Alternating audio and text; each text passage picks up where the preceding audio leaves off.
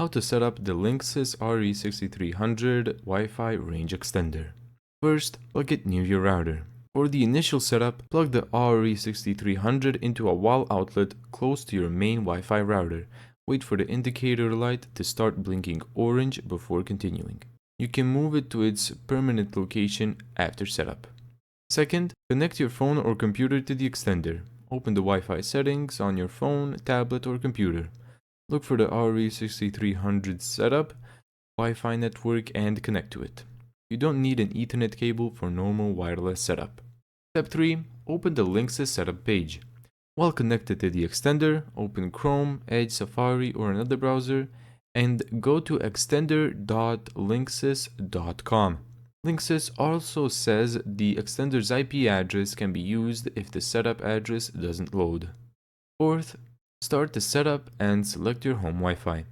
Follow the setup wizard and select the Wi-Fi network from your main router that you want the RE6300 to extend. Enter your normal Wi-Fi password when requested. Fifth, configure the extended Wi-Fi network. The setup wizard will create the extended Wi-Fi network that your devices can connect to. Follow the on-screen prompts to confirm the extended network settings and save the configuration. Give the extender a moment to apply the settings and connect to your router. Sixth, find the best location for the RE6300. Now move the RE6300 away from your router and toward the area with poor Wi-Fi.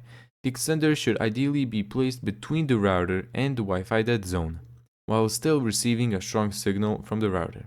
The RE6300 spot finder feature can show whether it's too close, just right, or too far from the router.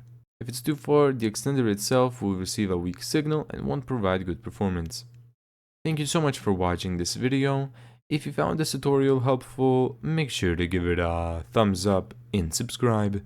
And as always, see you in the next video.